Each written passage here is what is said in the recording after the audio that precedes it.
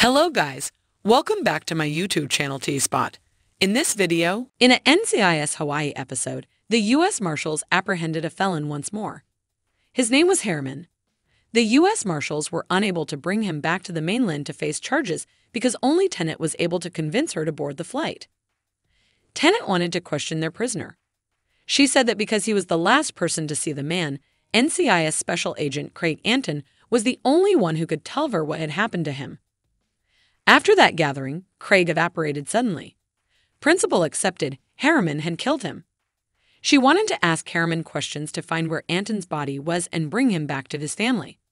At long last, the family deserved some closure. Although Tennant did not serve in the Marines, she was a firm believer in the principle that no man should be left behind. Sadly, that philosophy also turned against her this time. On that plane, something occurred. The Harriman concocted a health problem. He used it to get out of his handcuffs, and in the commotion that followed, he took one of the weapons that the marshal had. Tennant watched him do his job. She attempted to resist in some way. She and he were fighting with guns, and they both accidentally shot a pilot. The aircraft was mishandled by the co-pilot. They stopped on a barren island off the Hawaii coast. Fortunately, neither Tennant nor the other had passed away. She, her co-pilot, and one of the marshals survived. Harriman also survived, but he ran away. The marshal accompanied Tennant as she made the decision to pursue him. They each had weapons. They also gave the co-pilot a weapon in case Harriman came back before they did.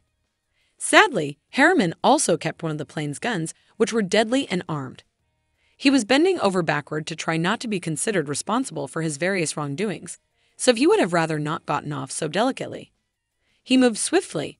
It introduced a test given the size of the island. Tennant and the marshal failed to notice Harriman approaching from behind because of their limited field of vision. Harriman fired the marshal first. Additionally, he fired a sufficient number of shots at the Tennant to knock her back, prompting her to follow the marshal into a cave. They were so deep down that it would have been impossible for them to climb out. More injuries were sustained when the marshal was shot in the arm. He couldn't even get out of a sinkhole with one arm. The only person who could climb was Tennant. However, she was unwilling to leave a man. Tennant remained with him once more when the FBI searched the remainder of the island. Whistler was monitoring what is going on. The FBI helicopter was even requested to transport the group to the island. The co-pilot was found. The Tennant and the marshal had vanished from sight. They were in a sinkhole without anyone's knowledge. Above ground, investigations were being carried out. Their top priority was to locate Harriman. NCIS created a profile on Harriman because he reportedly only traveled to Hawaii to confront a few potential witnesses.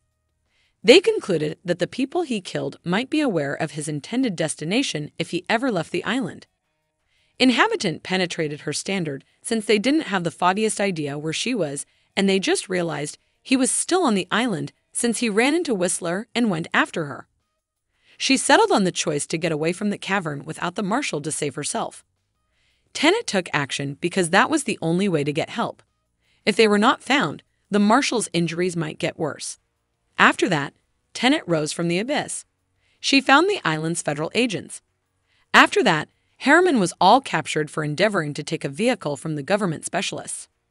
They agreed to go back with her to get the marshal. They took him away. Inhabitant didn't have to ask him additional inquiries, all things considered. While the FBI was searching for her, Inhabitant's group began exploring her case. They learned that Harriman used a burner cell and drove by a lake when he went to Seattle to meet the NCIS agent. Craig's remains were also discovered in that lake, providing his family with some closure. Tennant's people accomplished a miracle without her. She later offered her earnest thanks to them prior to bidding farewell and leaving for home. Ernie informed Alex of the Tennant's predicament. At the point when they had positive news around Inhabitant, he let her child know that her plane had crashed and remained with the kid. When he got home and saw a child who was very happy, Tennant was eager to give her a hug after the day she had. Let us know what you think in the comments below. And don't forget to like, subscribe, and share the video. Thank you for watching. See you soon.